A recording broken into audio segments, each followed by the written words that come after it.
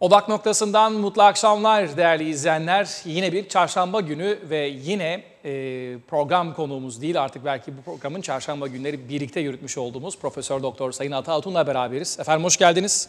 Hoş bulduk Mert Bey. Nasılsınız? Gerçekten çok büyük keyif alıyorum. Hakikaten Diyalog TV'ye çıkmaktan ve düşüncelerimi aktarmaktan, seninle program yapmaktan gerçekten çok keyif alıyorum. O kadar çok geri dönüşü var ki inanılmaz. Yani bir gün listesini çıkarayım, böyle ekrana getirelim. Onlarca şey geliyor, mesaj geliyor.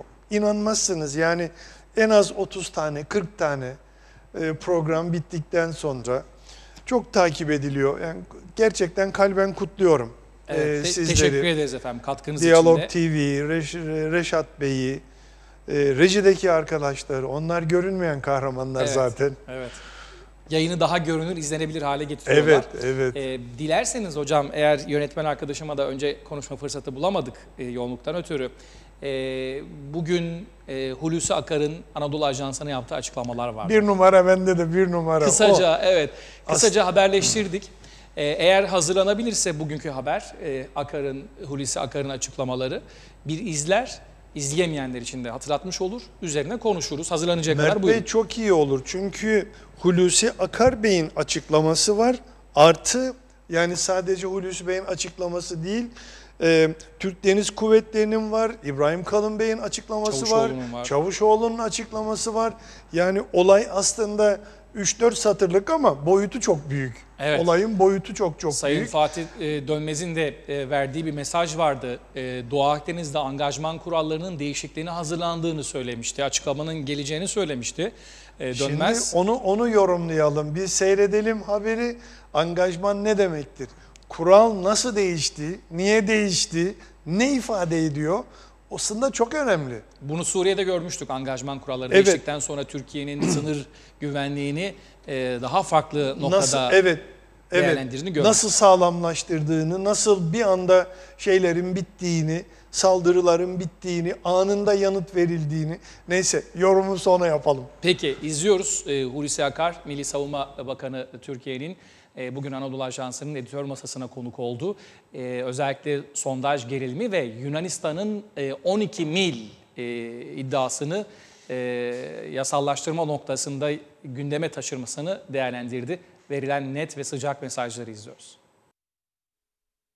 Türkiye Milli Savunma Bakanı Hulusi Akar, Barbaros gemisine Yunan taciziyle ilgili konuştu. Bölgedeki bizim savaş gemilerimiz de gerekli korumayı sağlamaktadırlar. Herhangi bir şekilde yeni bir tacize, herhangi bir oradaki çalışmalarımıza müdahaleye asla müsaade etmeyeceğimizi de herkesin bilmesi lazım. Geminin çalışmalarına devam ettiğini belirten Bakan Akar, ikinci bir tacize asla müsaade etmeyiz dedi. Şurada gördüğümüz gibi, bu da Barbaros Hayrettinpaşa gemisinin köprüsünden yapılan çekilen bir çekim. Buradaki komşumuzun savaş gemisi de karşıda görülmektedir. Onun herhangi bir şekilde ikinci bir kez tekraren oradaki bulunan bizim araştırma gemimizi tacizine asla katla müteazı etmeyeceğiz. Bu konuda gerek taziklerimiz tamamdır. Gerek Kuzey Kıbrıs Türk Cumhuriyeti'nin gerekse Türkiye Cumhuriyeti Devleti'nin hak ve menfaatlerini sonuna kadar koruyacağımızı herkesin bilmesini istiyoruz. Akar, Yunanistan'da yaşanan münhasır ekonomik bölgesi itilafına da değindi. Sadece Meis Adası'ndan dolayı buradaki sadece kırmızı bölümlerin Türkiye'nin kullanımına verileceğini, diğer bütün buradaki yeşil bölümlerin de kendilerine ait olduğu gibi kabul edilmesi mümkün olmayan, akla, izana sığmayan bir iddia peşindeler ki bunun Türkiye Cumhuriyeti Devleti tarafından kabul edilmesinin hiçbir zaman mümkün olmadığını müteahhit bağlar, muhataplarımıza tekrar dile getirdik, ifade ettik. Bunun anlaşılmasını bekliyoruz. Ve diyoruz ki Türkiye Cumhuriyeti Devleti'nin ve Kuzey Kıbrıs Türk Cumhuriyeti'nin yer almadığı hiçbir projenin bu bölgede başarılı olmasının, yaşamasının imkan ve ihtimali yok. Ve burada her türlü provokasyonlardan uzak durulup bölgede lüzumsuz tehlikelerin yaratılmamasını da yine komşularımızdan bekliyoruz. Akar ayrıca Yunanistan'ın karasularını 12 mile çıkartma girişimini de şu sözlerle değerlendirdi. Herhangi bir şekilde Türkiye Cumhuriyeti Devleti'ne hak ve menfaatlerine aykırı bir karar alındığı takdirde buna karşı mutlaka gerekli tedbirlerin alınacağını da burada bir kez daha belirtmek isterim. Ancak bütün bunlara rağmen, bu iyi niyetimize rağmen herhangi bir şekilde bir aykırı, anlaşmalara aykırı, uluslararası hukuka aykırı iyi komşuluk ilişkilerine aykırı bir karar aldıkları takdirde de buna karşı ne yapacağımız açık ve net, tutumumuz bellidir. Her türlü tedbirimiz vardır. Bu konuda hiçbir şekilde hiçbir oldu bittiye müsaade etmeyeceğimizi herkesin bilmesini istiyorum ben. Aklı selimin hakim olmasını diliyorum.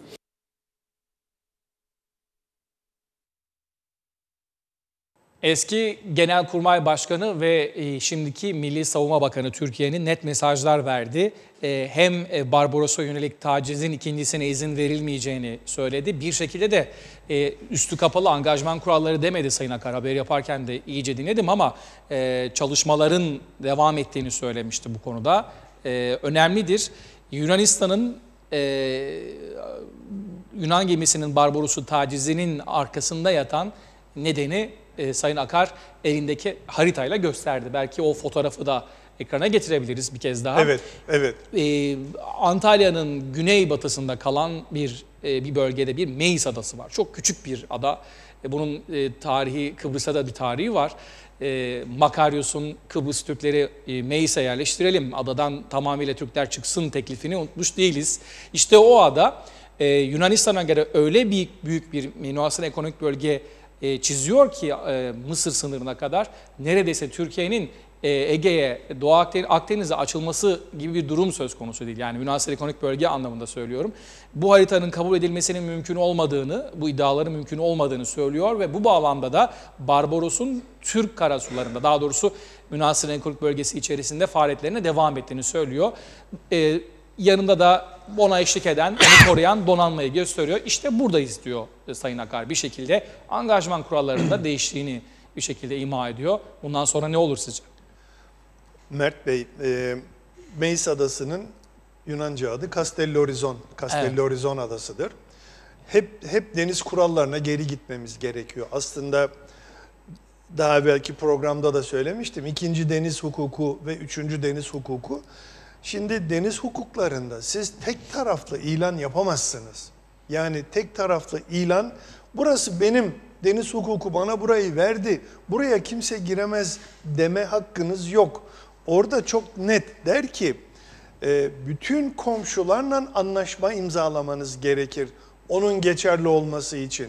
Yani Yunanistan işte Meis Adası'nı veya Castellorizon'u gösterip, bu adanın 200 millik münhasır ekonomik bölgesi var, ada bana ait, münhasır ekonomik bölgede bana ait, bir kere deme yetkisi yok. Bir, Anadolu kara kıta, Meis ada. Bu yüzden kara kıtaların adalar üzerinde hakimiyetleri var. Adacık, ada bile değil neredeyse. Adacık, küçük bir ada zaten. Kaştan taş atsanız Meis'e düşer. Bu haritada Öyle, da net bir şekilde görünüyor. Evet. Sayın Akar'ın elinde tuttuğu haritayla Rum ve Yunan ikilisinin iddia ettiği haritayı ortaya koymuş. 2 tane kırmızı üçgenin tepe noktalarının kenarlarının birleştiği yerde Evet. Tam Meis Kaş'a yakın adacığı, bir noktada. Meis Evet. adı. Kaş'ın tam karşısında. Bu nedenle bu açık mavi olan kısım Türkiye Cumhuriyeti'nin 1958'de ilan ettiği münhasır ekonomik bölge. Aradan geçmiş 25 yıl. Hiç kimse bu münhasır ekonomik bölgeye itiraz etmemiş. Münhasır ekonomik, burada el var. Elden dolayı Girit Adası'nı görmüyoruz. Girit Adası'nın sağ tarafında, yani Girit Adası'nın doğusunda, Girit Adası'nın neredeyse 2 misli büyüklükte bir alanı Türkiye Cumhuriyeti 1962 yılında burası benim münhasır ekonomik bölgem diyerek kiraladı. Yani Girit'in sağ tarafını, Girit Adası'nın doğu tarafını Türkiye Cumhuriyeti aynen bu haritaya münhasır ekonomik bölge ilanından sonra orayı kiraladı. Eğer bir toprak sizinse kiralarsınız. O dönemdeki kiralamaya Yunanistan niye itiraz etmedi? Ve şimdi özellikle de bugünlerde adaların 12 millik karasularını genişletme kararı var ve Türkiye Cumhuriyeti hatırlatma yaptı. 1982'de ben sana casus belli ihtarı verdim dedi. Casus bello aslında Evet, savaş Akar söyledi. nedeni, savaş kavga nedeni işte Latince açıklaması ve şimdi tekrar onu hatırlattı kendisine. Casus belli hatırlatması yaptı. Bugün dedi ki sen bunu 6 milden 12'ye çıkaramazsın. Bu bizim için bir savaş nedenidir. Tabii ilaveten şimdi Barbaros Hayrettin Paşa gemisinin özellikle Türkiye Cumhuriyeti'nin kendi münhasır ekonomik bölgesi içinde bir Yunan fırkateyni tarafından taciz edilmesi bana göre önemli bir olay. Ve Türkiye Cumhuriyeti bundan sonra da hemen şimdi angajman kurallarını değiştiriyor. Nedir angajman kuralları? Angajman engagement'ten geliyor. Yani bir olaya, bir olayla ilişki olmak veya bir olayla bağlantı kurmak, randevulaşmak gibi bir kelime. Burada angajman kurallarını şimdi kendine göre değiştiriyor Türkiye Cumhuriyeti ve bu hem Yunanistan'ı hem de Rum tarafını bayağı endişeye soktu. Niçin endişeye soktu? Eğer orada geminin kaptanı bir şekilde kendine tecavüz, kendine tehlike veya savaş olasılığı binde bir bile olsa bunu hissetmesi durumunda ateş etme emrini, ateş etme yetkisini verdi. Verdi demeyelim, verecek. Bu çok önemli. Yani Barbaros gemisinin yanında bir Türk fırkateyni var. Yunan fırkateyninin gelip Barbaros'un önünü keseceğini 10 mil, 12 mil öteden gözden baktığınız vakit görmeseniz bile radardaki rotasına bakıp eğer o fırkateynin rotası Barbaros'tan kesişiyorsa ki radarda çok net görüyorsunuz bunu siz radar kullanan arkadaşlar bilir. O doğrultular rotaların kesişme yerlerini dahi gösterir. O vakit o geminin kaptanına müdahale etme, ateş etme yetkisi veriyor. Yani bir yerde savaş açma yetkisini gemi kaptanına kadar indirgemiş oluyor. Bu çok önemli bir kural, çok önemli bir aşama ve burada neyi görüyoruz aslında? Ben neyi görüyorum? 1821'i görüyorum. 1821 yılına kadar Yunanistan Osmanlı Devleti'nin idaresi altında bir beylikti. Beyi de Osmanlı şeyiydi zaten, valisiydi ve Avrupalıların o dönemde Arnavutları ve Yunanlıları gaza getirmesi, arka çıkması, işte siz isyan edin, toprağınızı alın, burası sizin toprağınız, biz arkanızdayız, korkmayın, etmeyin ve Mora isyanı 1821'de çıktı. Ne oldu? Osmanlı ordusu Trakya'dan geldi, bütün o isyanı bastırdı. Yunanistan oradaki halka da 100.000 altınlık bir tazminat talebinde bulundu. Çatır çatır parasını da aldı, isyanı da yok etti. Ama 1828'de tekrar Avrupa devletlerinin devreye girmesi, Osmanlı'yı işte baskı altına almalarından sonra Yunanistan 1829'da da bağımsızlığını ilan etti. Şimdi 15 Mayıs 1919 aklıma geliyor. 15 Mayıs 1919'da ne oldu hepimiz biliyoruz. Yunanistan Büyük Anadolu, Megali İdea'nın Anadolu bölümünü gerçekleştirmek için İzmir'e çıkış yaptı. İzmir'e ayak bastı ve bu ayak basma da 30 Ağustos 1922'de yenilgiyle son buldu. 9 Eylül'de de herkes kayboldu ortadan. Gemilerine binip 1922'de geri gitmek zorunda kaldılar. Ama ne oldu oradan? Avrupa devletleri Yunanistan'ın arkasındayız, biz senin arkandayız. Sevr Anlaşması'nı sen yerine getireceksin. Ve Ankara hükümeti bunu kabul etmedi ama sen Anadolu'ya çık, Megali İdea'nı gerçekleştir. İşte Sinop'tan veya Samsun'dan Antakya'ya kadar çizilen çizginin batısı senin, olduğu gibi oraları sen al, biz arkandayız deyip silah verdiler, cephane verdiler, her türlü savaş aletlerini verdiler. 5 tane de hastane gemisini İzmir limanına yanaştırdılar. 5 tane hastane gemisi. Düşünebilir misiniz? Ve şimdi 9 Eylül'de geriye çıkışa bakıyorum. Geri kaçışa bakıyorum 30 Ağustos'tan sonra. Yunan ordusunun %90'ı hala daha şimdi bugün Anadolu'da yatıyor. Yani o kadar korkunç bir hezimet ki bir ordunun %90'ı imha ediliyor. Ancak %10 kaçabiliyor. Parantez içinde söyleyeyim, kaçanların arasında Asteğmen Yorgos Krivas da var. Evet. O hıncı oradan geliyor zaten. Ve Yunanistan bu hatayı hep yapıyor. Avrupa'yı arkasında zannediyor. Zannediyor ki Avrupa kendisine hep arka çıkacak. Ve 1974'te de bu hatayı tekrarları aradan geçen 55 yıldan sonra hiç akıllanmadı, hiç kafasına akıl koymadı ve Kıbrıs adasını bir darbe yaparak alacağına, topraklarına katacağını zannetti. Tabii ne oldu? Kıbrıs adasına %100 hakimken şimdi adanın %60'ına hakim, %65'ine hakim, 35'ine de biz hakimiz. Ebediyen adanın 1/3'ünü kaybetmiş oldu.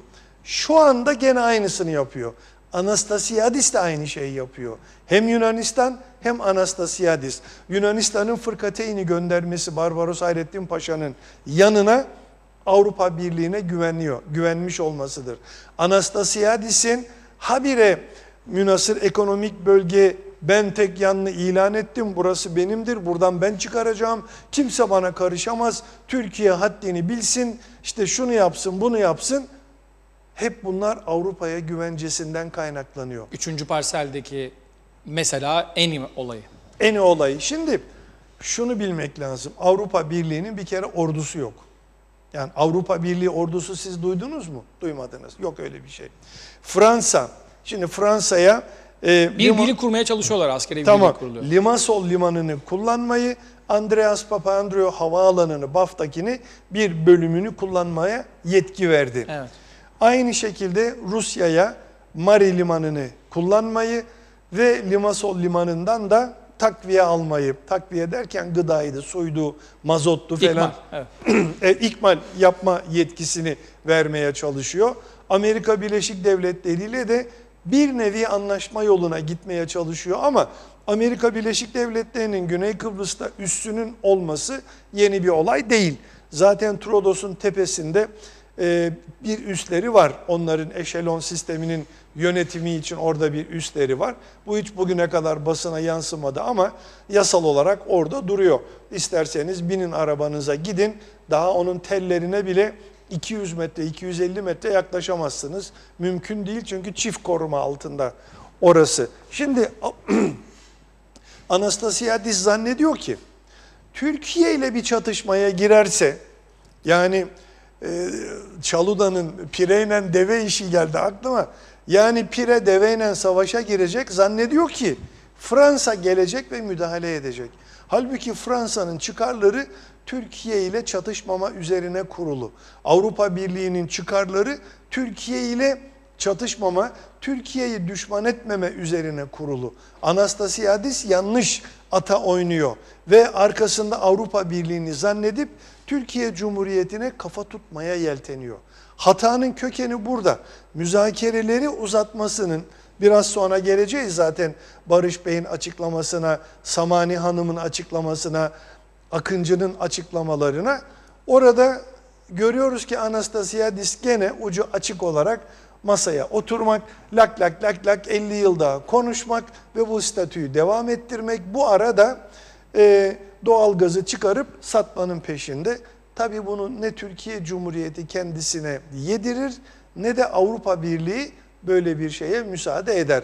Bunu çok iyi bilmemiz lazım. Şimdi, sanırım Barbaros gemisi. Evet. Evet, Barbaros'a eşlik ediyoruz bir yandan konuşurken. İlginç bir durum var. Artık Türkiye uzun zamandır belki de müzakere masasına zarar vermemek ve işte bir şekilde tırnak içinde müzakereleri baltalayan taraf olmamak adına 2014'teki Anastasiadis Eroğlu dönemindeki krizi hatırlarsınız. Barbaros'un burada Türk donanması eşiğinde Mausa açıklarındaki mevcudiyeti Anastasiadis'in masadan kalkmasına neden olmuştu.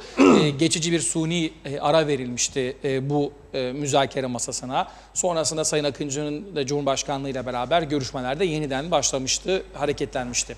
Ancak ne olmuştu? Rum yönetimi yeniden hani Barbaros gittikten sonra masaya oturdu ama çalışmalarına, ruhsatlandırma ihalelerine devam etti. Bugün itibariyle neredeyse Türk tarafında kalan münhasır ekonomik bölgeleri ruhsatlandırıp neredeyse oralara ihaleye çıkma noktasına geldi. Üçüncü ülkelerle anlaşmalar ortada.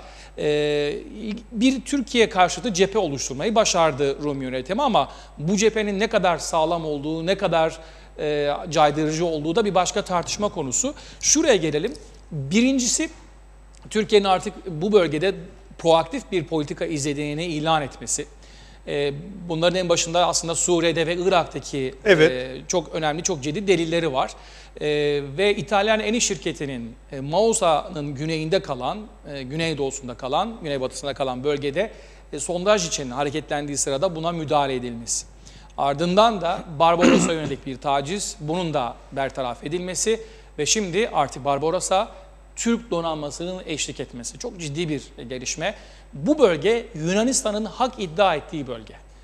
Ve ne oldu? Yunanistan sadece buraya bir tacizde bulunup geri dönmek durumunda kaldı. O anın fotoğrafını da Sayın Akar elindeki fotoğraf karesiyle gösterdi. Gösterdi, evet. Barbaros'un sağında, solunda, önünde Türk donanması var, fırkateynleri Uzakta var. Uzakta da ilerlerken, bölgeden ayrılırken bir Yunan fırkateynini görüyoruz. Şimdi bu ne anlama geliyor? Yunanistan'ın bu bölgede gücünün yetmediğini ve bunun daha da ötesine gidemeyeceğini gördük. İlginçtir ki Yunanistan Başbakanı Tsipras ki kocasının istifası sonrası Kıbrıs konusunda yetkileri altına aldı.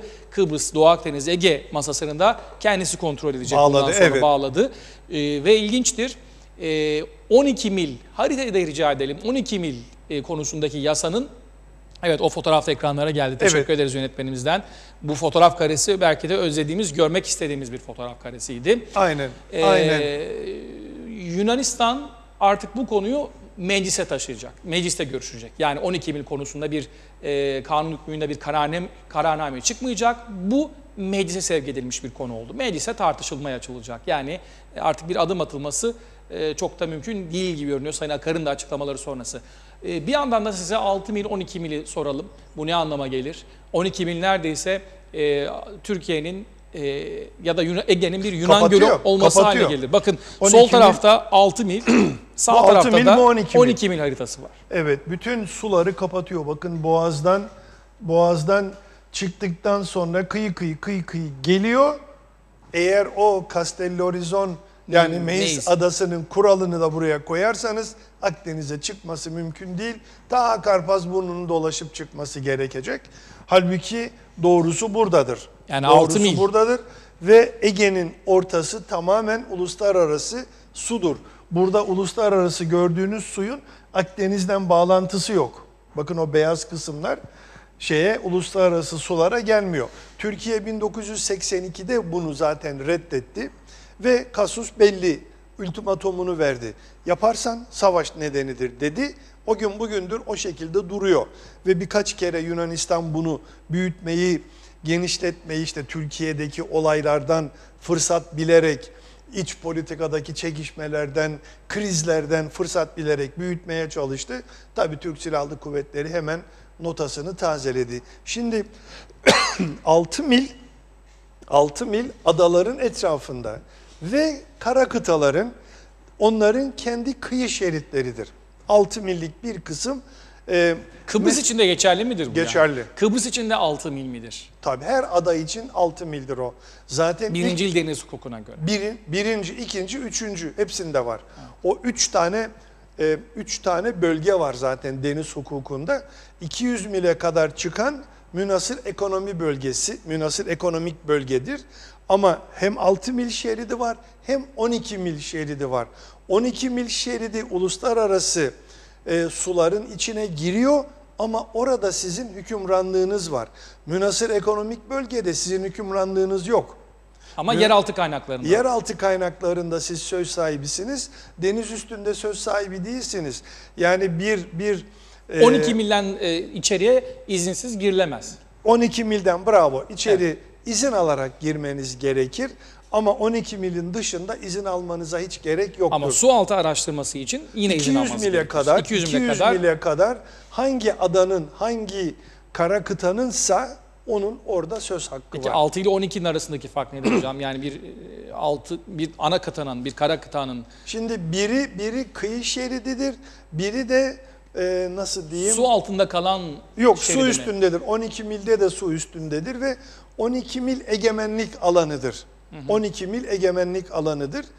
Onun kendine özgü bir adı var. Şu anda tam hatırlamıyorum onu. Yani peki biz daha doğrusu Türkiye dolayısıyla adaların 12 mil egemenlik alanı olabileceğini kabul etmiyor. Çünkü böyle bir sorunu var Türkiye'nin. Evet, kabul etmiyor kesinlikle, çünkü hududu, yasal hudutlar 6 milde bitiyor. Yasal hudutlar 6 milde bitiyor. Siz 6 ile 12 arasından geçerken bilgi veriyorsunuz. Ben buradan geçiyorum diye. 12'nin dışında ise hiçbir şey gerekmiyor orada. Tabii Türkiye Cumhuriyeti'nin özellikle de Ege kıyılarının özelliğinden dolayı Türkiye 6 milin devamını kabul etmiyor. 6 ile 12'yi kabul etmiyor. 12'nin 200'ü hiç kabul etmiyor zaten. Bu yüzden de. Böyle olursa Rodos ve Girit'ten dolayı Türkiye yani neredeyse balık bile avlayamayacak hale gelir. Tamamen hapsedilmiş oluyor. Girit şurada. Yani Girit en altta kalan. Girit'in o siyah beyaz ölçek gösteren yerden Kıbrıs'a doğru Girit'in kalınlığından da daha büyük, yani derinliğinden daha büyük bir alanı 62'de Türkiye Cumhuriyeti kiraladı. Kime kiraladığını şimdi hatırlamıyorum isim olarak, ama orada bir şirkete araştırma yapması, balık yetiştirmesi, sondajlar yapması için resmen anlaşma yapıp kiraladı. Bu yüzden de o topraklar diyecektim, o denizler doğrudan doğruya Türkiye Cumhuriyeti'nin kendi egemenlik alanları içinde 1. ve 2. deniz hukukuna göre Mert Bey. Bu tabii şurası gerçek olan durumdur. Türkiye'nin itiraz ettiği ve 6 millik alandır. Burası da 12 mil olan kısımdır. Türkiye bunu asla kabul etmemiştir. Hocam, altına da imza atmamıştır. Yönetmen arkadaşımdan genel Türkiye münhasır ekonomik bölge haritasını rica edelim. KKTC. Hem Ege hem şey. Evet. Hatta Doğu aslında Akdeniz çok iyi olur. çakışan haritalar var. Yeni bir haritamız var. Çakışan alanları gösteriyor. Münhasır ekonomik bölge alanlarını gösteriyor. Hocam Yunanistan'ın amacı tabii Enosis, yani karadan olmuyorsa tabii denizden olmuyorsa havadan, deniz altından bir şekilde bunu başarmak. O yüzdendir ki su projesi çok büyük bir rahatsızlık yaratmıştı. Kıbrıs'la Türkiye'yi fiziksel olarak birbirine bağladığı için de böyle bir anlamı da vardı. Yunanistan ve Güney Kıbrıs'ın bu iddiayla, bu MEIS iddiasıyla münhasır ekonomik bölge alanları birleşiyor. Yani, birleşiyor, evet. O haritada bunu belki görebileceğiz. O demin üçgenler de aynı şeyi gösteriyordu. Evet, birleşmişini gösteriyordu. Daha geniş harita hazırlandığında göreceğiz. Gerçi burada doğrudan göstermiyor ama. Bu harita çok güzel. Bu harita çok güzel. Tabii okuyabildiğiniz vakit çok güzel. Şimdi 4'ten başlayalım. 4'ün kuzey kısmı, 5'in kuzey kısmı, 6'nın kuzey kısmı, 7'nin kuzey kısmı, kuzey batı 4'te biri diyelim. 01, 02, 03, 08, 09 ve 13. Bunların hepsi Türkiye Cumhuriyeti'nin münhasır ekonomik bölgesidir. 2. ve 1. deniz hukukuna göre. Kesinlikle. Bunu çok iyi okumak gerekir. Ama dünyaya Kuzey Kıbrıs Türk Cumhuriyeti'nin münhasır ekonomik bölge alanı Rum yönetimi diye lanse ediliyor. Orada o yazana ben katılmıyorum. Yani bu taktiksel bir durum olabilir mi hocam? Olabilir. Ben ona katılmıyorum. Evet. Ama Türkiye Cumhuriyeti, Kuzey Kıbrıs Türk Cumhuriyeti'ne nasıl biz Türkiye Petrolleri Anonim Ortaklığı'na dedik ki ta Güzelyurt'tan, yani Erenköy'ün batısından, Yeşilyurt'tan başlamak üzere Karpazburnu'na ve Mausa'ya kadar sen istediğini araştır arkadaşım, biz sana yetki veriyoruz dedi. 2012 yılında TEPEO'yla bir anlaşma yaptı. Gel istediğin sondajı yap dedi burada. Türkiye Cumhuriyeti de KKTC'ye aynı yetkileri vermiş olabilir. F ve G'yi de hatırlarsanız bir evvelki haritada. Bunları da ben seni yetkilendiriyorum. Burada istediğin araştırmayı yap. Bunlar bana ait. Biri sana müdahale ederse ben geliyorum demiş olabilir. Yani çok soru geliyor. Az önce 6-12 mil adalar problemini konuştuk. Şimdi 1. deniz hukukuna göre o zaman Türkiye'nin gördüğü harita Kıbrıs adası etrafında. Şimdi yukarıdaki Türkiye ile KKTC arasında kalan rengi görüyoruz. Biraz daha açık bir turkuaz mavi var. O mavilik devam ediyor. Aşağıda yine dönüyor, bir mavilik geliyor, var. Sarıyla kesiştiği noktalar. Yani Arotur'un altından geçiyor. Evet, gidiyor. Sol tarafta işte Terazi Limanı var. Larnaka'nın A yazısının altına inin. Terazi orada. Veya Zigi limanı var. Ondan sonra bu merdiven gibi çıkıyor, dönüyor gidiyor. Bunların hepsi 6 mil. Yani Burası egemenlik alanı. egemenlik Buralara- alanı. Peki yine bilmeyenler için söyleyeyim. Peki Türkiye buna tepki gösteriyor da peki Kıbrıs Bir dakika, adasının 6 mile tepki gösteremez. yok, ona göstermiyor. Yani münhasır ekonomik bölgesi hiç yok mu? Bu adanın münhasır ekonomik bölgesi olamaz mı? Burada da halklar yaşıyor, burada da insanlar yaşıyor, burada da hayatlarını sürdürüyorlar. Ada olmaları suç mu? Türkiye bu adada yaşayanların münhasır ekonomik bölgesi olabileceğine neden izin Şimdi- vermiyor? şimdi şöyle. İddiaları, eleştirileri var. Bunu da soralım. Mert Bey şimdi şöyle, Türkiye diyor ki ben 1. ve 2. deniz hukukunda ilan ettim. Ben ilan ettim. İşte Antalya ile Mısır'ın arasındaki alanın orta üstü benim. Ortadan bir çizgi çekiyoruz. Üstü benim. Kıbrıs'ın etrafında 6 millik bir kara suyu var. Bu kara suyu Kıbrıs'ın kendi suyudur. Orada ben izinsiz oraya giremem. Ancak ticari araçlarım, ticari taşıtlar girebilir. Bunun fır hattına da ben müdahale etmem. Ama onun dışı benim. Ve ben bunu ilan ettim. 83'te madem değişti, ben bu değişikliği kabul etmiyorum. Altına imza atmıyorum. Benim denizim 1. ve 2. hukukta belirttiğim gibi. Aynen Amerika Birleşik Devletleri de imzalamadı. Bering Boğazı'ndan ve şeyden dolayı Meksika Körfezi'ndeki adalardan, küçük adacıklardan dolayı Rusya, ABD Bravo. arasında kalan küçük adacıklar da kısımlardan var. bir de şeyle ilgili Küba'nın olduğu Körfez'deki adacıklardan dolayı minik minik adacıklar var. Onlardan dolayı kabul etmedi. Şimdi Türkiye Cumhuriyeti ne diyor? Bu gördüğünüz kısım ben diyor tek taraflı Rumların ilanını kabul etmek zorunda değilim. Ve ben kabul etmiyorum. Rumların ilan ettiği münhasır ekonomik bölgenin geçerli olabilmesi için Türkiye Cumhuriyeti ile imzalaşması gerekir.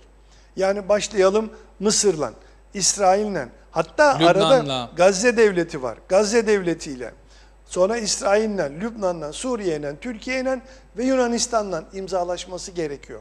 Bütün bu imzalar Hatta tamam. Libya'da var. Libya'ya kadar gider mi bilmiyorum. Giderse Yunanistan, var. Libya orada komşu oluyorlar. Türkiye'de de komşu Libya'ya oluyorlar. kadar, Libya'da bunlarla imzalaşmadan bu geçerli değil. Hukuken geçerli değil. Yani siz ne kadar ilan ediyorum derseniz de deyin, hukuki bir geçerliliği yok bunların. İşin kötüsü Rum yönetimi bunu bildiği için diğer ülkelerle anlaşma imzalayarak kendi aralarında bir münhasır ekonomik bölgeyi kabul yaratmaya ettiler. çalıştı. Mesela Bunu İsrail'le Mısır'la imzaladı. İsrail'le de sanırım Bakın var. mübarek devrildikten sonra Muhammed Mursi Mu- mevcut Mursi- anlaşmayı iptal etmeye kalktı. Mursi meclise götürdü ve iptal etti. Dedi ki Rumlar bizim hakkımızı yedi. Çünkü niye? Orta çizginin yani şu sarıyla yeşilin kesiştiği çizgi aslında Mısır'ın 1. ve 2. deniz hukukuna göre münhasır ekonomik bölgesi. O sarı kısımlar 05, 06, 07 olan sarı kısım 12'ye birleştirin ve şu kısım bunlar hep Mısır'ın. Ve ne oldu? Mübarek'in oğullarının paralarının Kıbrıs bankalarında yatması ve garanti altına alınması kaydıyla Kıbrıs'tan Mübarek attı bu imzayı. Bu suları Rumlara bıraktı. Mursi gelince itiraz etti. Dur bakalım dedi. Sen benim suyumu alamazsın. Münhasır ekonomik bölgemi alamazsın deyip iptal etti. İlk önemli icraatlarından biri Meclise olacaktı götürdü, maalesef. iptal etti. Büyük bir olasılıkla Sisi'nin darbe yapma nedenlerinden de biri oydu. Çünkü ta İsrail'in Leviathan bölgesini de içine alabilecek bir uygulamaydı o. O yüzden mesela İsrail Gazze'ye niçin abluka uyguluyor? Gazze devleti münhasır ekonomik bölgesini ilan etmesin. Gazze ilan etse bile ben zorla oradayım, ben kimseye müsaade etmem mesajını vermek için Filistin devletinin Gazze münhasır ekonomik bölgesini haritamız varsa gösteren ben işaret ederim nereden nereyedir. Türkiye'nin münhasır ekonomik bölgesi haritasında Onu daha da geniş bir alan var. İsrail de onu kabul ettirmemeye çalışıyor. Aslında Rumların yaptığı gibi Filistin devleti de yapabilir. Gazze'de benim münhasır ekonomik bölgem var deyip ben buraya izin veriyorum gelsin falan anlaşsın. İsrail o vakit voyvodalık yapıyor. Şimdi de voyvodalık yapıyor İsrail. Burada Maalesef. Filistin devletini ben tanımıyorum. Onun münhasır ekonomik bölgesini de tanımıyorum şeklinde Yani ekrana gelirse gösteririm ve Leviathan bölgesi, Leviathan'ın altındaki adını ezbere biliyordum şu anda. Diğer yataklar mı? Kafamı başka yerlere çalıştırdığım için. Ve Gazze Devleti bakın yeşilin olduğu yerden, Evet. şu yeşilin olduğu yerden KKTC'ye doğru gidiyor.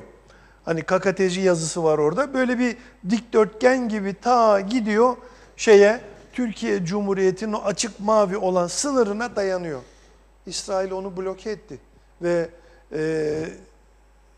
neydi? Geldi aklıma ismi. Leviathan. Leviathan zor. Bir de Leviathan. Zor var bir de. Evet,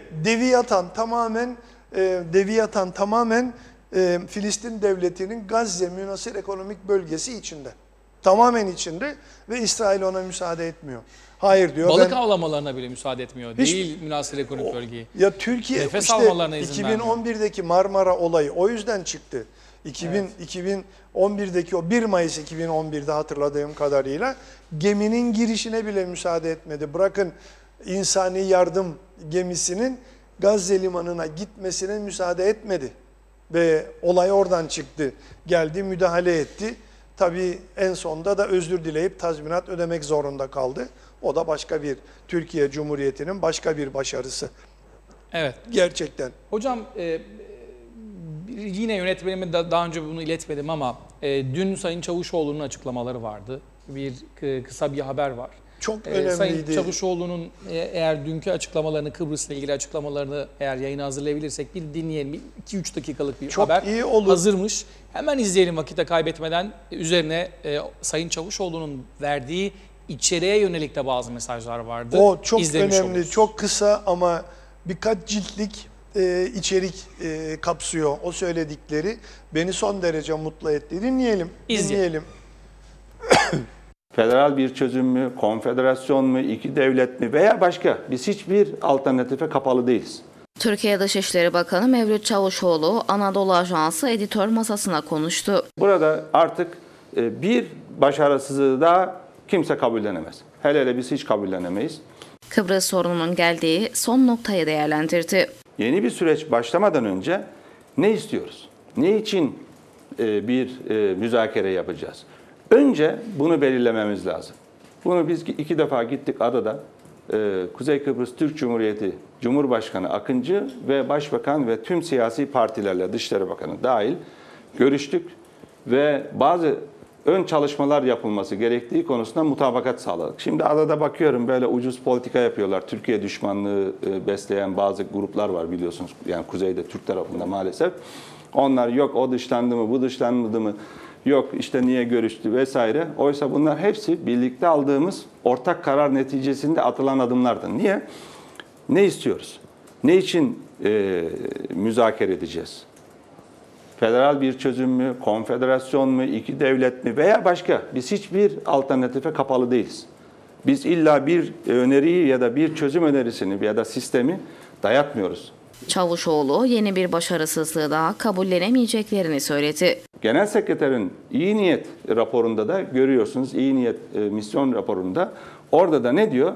Önceden neyin müzakere edileceği konusunda taraflar arasında bir anlayış birliğinin olması gerekiyor. Laf olsun diye, ne diyor? Laf olsun diye ben bir müzakere başlatmam demek istiyor esasen. Bizim de şu anda yapmaya çalıştığımız gayri resmi temaslar, görüşmelerin de amacı budur.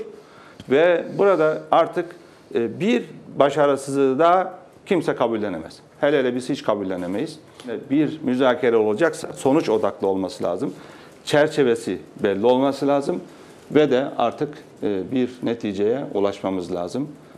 Ve federal bir çözüm için zaten bu son müzakere demiştik. Bunu Akıncı da söyledi, biz de söyledik. Orada herkes söyledi, BM de söylemişti. Şimdi ne yapacağımızı görüşüyoruz, değerlendiriyoruz. Yunanistan'a da siz de KKTC ile görüşün. Oturun, konuşun. Ne istiyor? KKTC ne düşünüyor? Herkes görsün. Daha önce biliyorsunuz müzakereciler çapraz ziyaretler yapıyordu. Bunlardan korkmamak lazım. Bunlar herhangi bir tarafı dışlamak anlamına gelmez. Biz her konuda olduğu gibi bu konuda da uyum içinde, proaktif bir şekilde çalışmalar yapıyoruz. Dışişleri Bakanı, Doğu Akdeniz'de yaşanan doğalgaz sondaj gerilimine ilişkin bir soruya şöyle yanıt verdi. Kıbrıs Rum kesimi ada etrafındaki rezervlerde Kıbrıs Türk toplumunun hakkının olduğunu kabul ediyor. Peki kabul ediyorsun. O zaman Kıbrıs Türk halkının hakkını garanti altına almanız lazım. Şimdi ben sondaj yapıyorum. Sonra çıkardığım zaman bakarım. O zaman yapalım. O zaman yapacaksan, kabul ediyorsan şimdi niye yapmıyorsun? Tabii burada bir oyun var. Fakat buna müsaade etmediğimizi geçmişte de kendileri de gördü. Buraya gelmek isteyen şirketler de gördü. Diğer taraftan biz kendilerine AB dahil ortak bir şirket kurulması dahil AB aracılığıyla burada bir çözüm bulunabilir dedik. Fikirler de getirdik. Bu ada etrafında varsa, rezervlerde iki tarafın hakkı varsa bunun da paylaşılması gerekiyor. Bizim derdimiz budur. Tabii bizim kendi ekonomik alanımızda da biz her türlü faaliyette bulunabiliriz. Bununla ilgili zaten faaliyetlerimiz devam ediyor.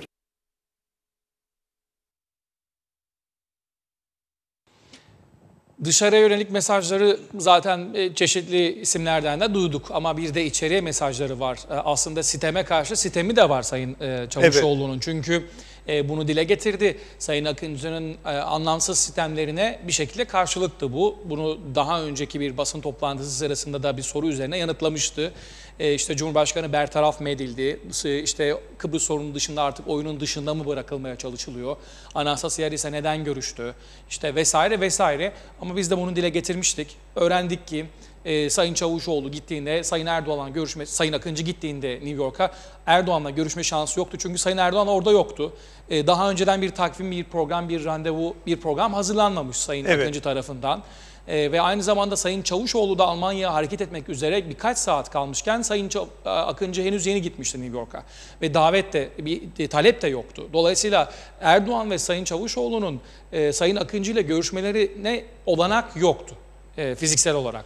Sayın Özersay ile görüşme durumları söz konusu oldu. Bu önceden de görülebilecek, anlaşılabilecek bir durumdu. Bununla beraber Sayın Çavuşoğlu da belirtmiş olduğu gibi farklı kesimlerle, taraflarla gayri resmi görüşmelerin de yapılabileceğinin yine burada Cumhurbaşkanlığı Sarayı'nda alınan bir mutabakat olduğunu hatırlattı Sayın Çavuşoğlu bir kez daha.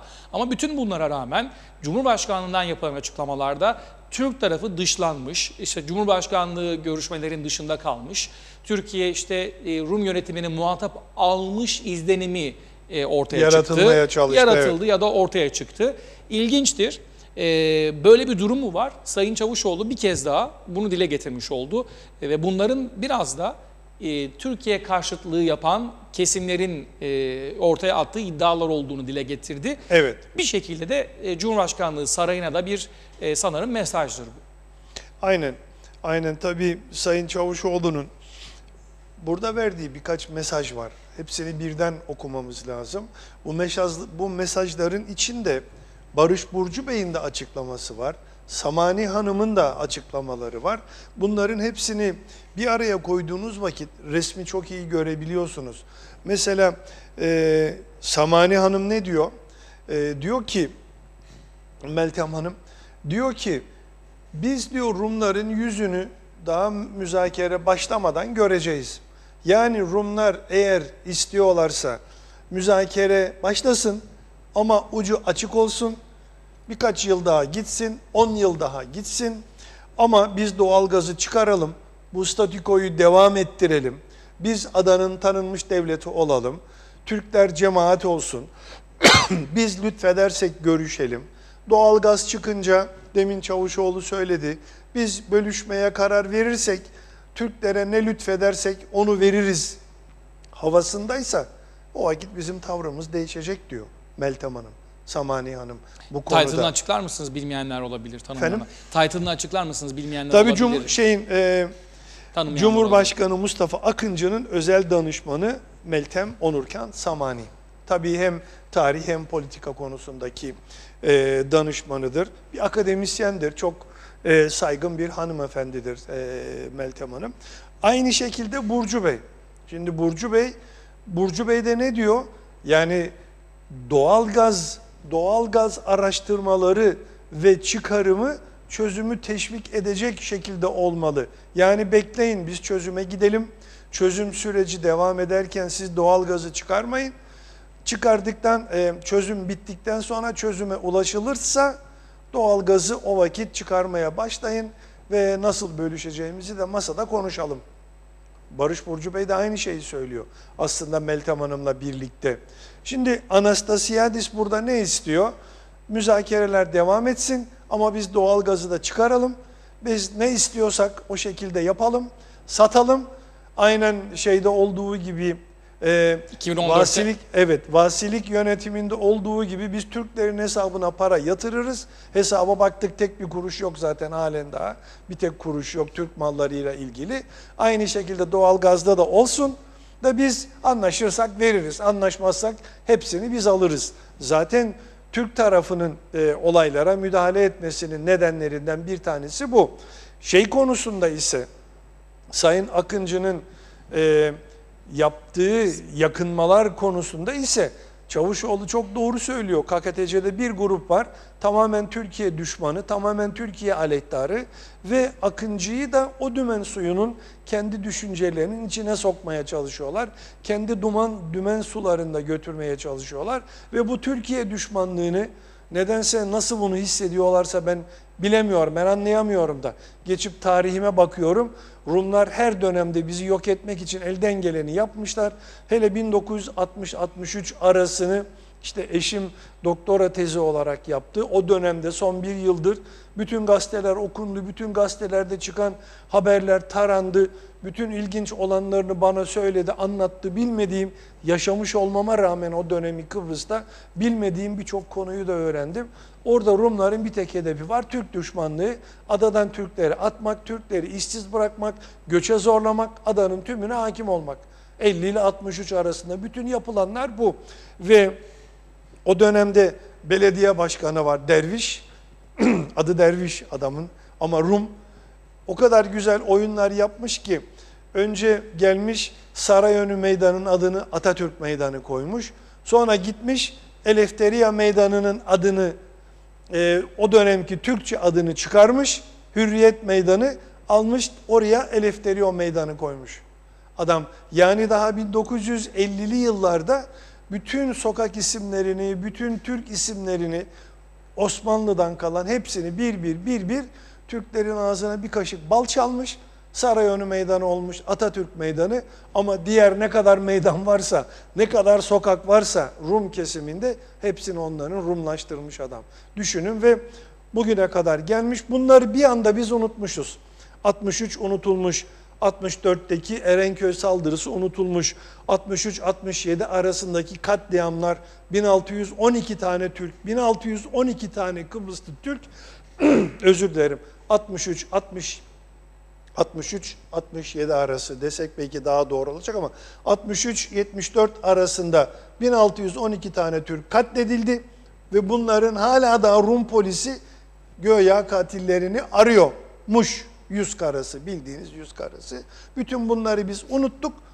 Türkiye'nin barış harekatını, bizi yok olmaktan kurtarmasını, 74'ten sonra kalkınmamız için her şeyi göze alması, buraya bütün memurlarımızın maaşını ödemesi, altyapımızı ödemesi, bunların hepsini unuttuk.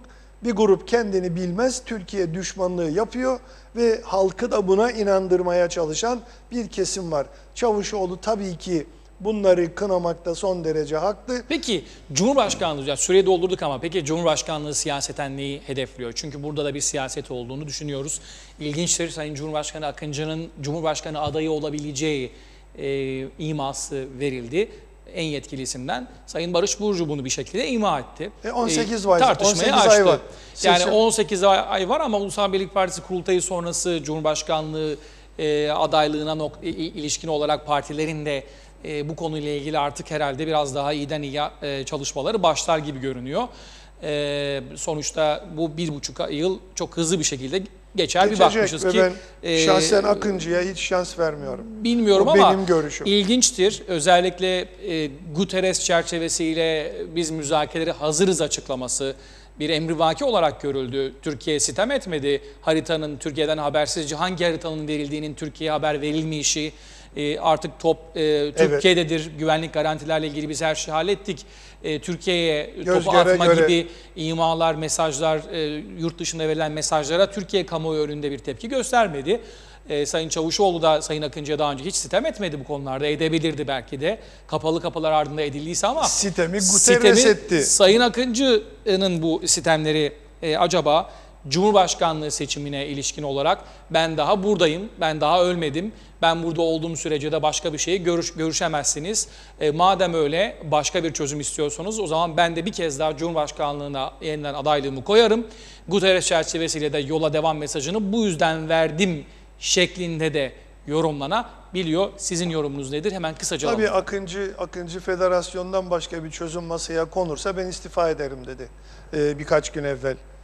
Galiba dündü söylediği vakit. Bunlar önemli açıklamalar. İstifa etmediğini de ima etmeye de bir anlamda Evet. çalışıyor. Yani az önce dediğim gibi yani Cumhurbaşkanlığına aday olabilirim mesajı da verildi kamuoyuna. Dolayısıyla pek de istifayı düşünüyor gibi görünmüyor. Görünmüyor. İşte 18 ay var seçimlere. Bu da demektir ki 2019'un 2020'nin Şubat'ına geldiğimiz vakit şey bitmiş olacak.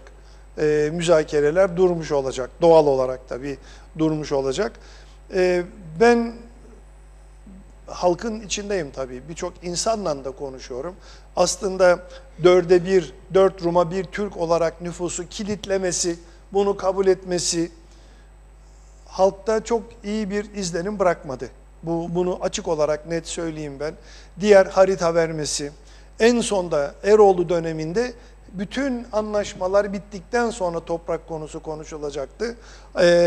Haritalar konuşulacaktı. Bir anda Sayın Akıncı haritayı vermiş bulundu.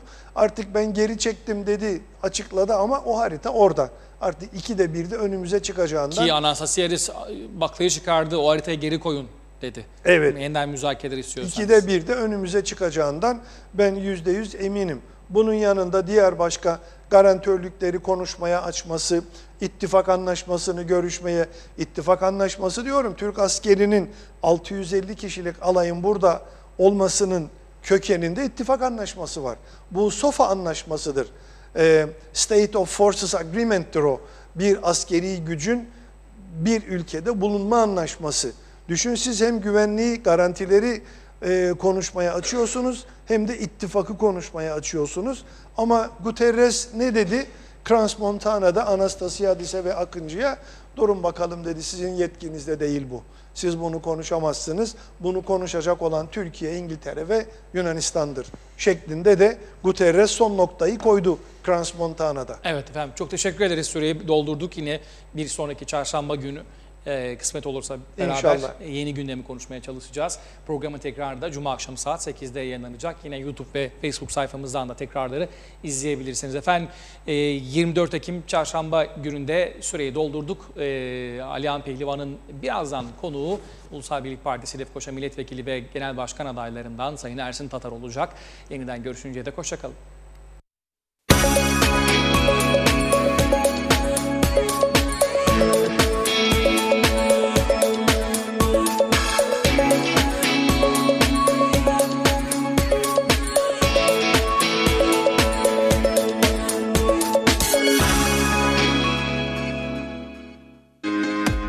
Yaptığı yayınlarıyla Kuzey Kıbrıs gündemine damgasını vuran Diyalog TV,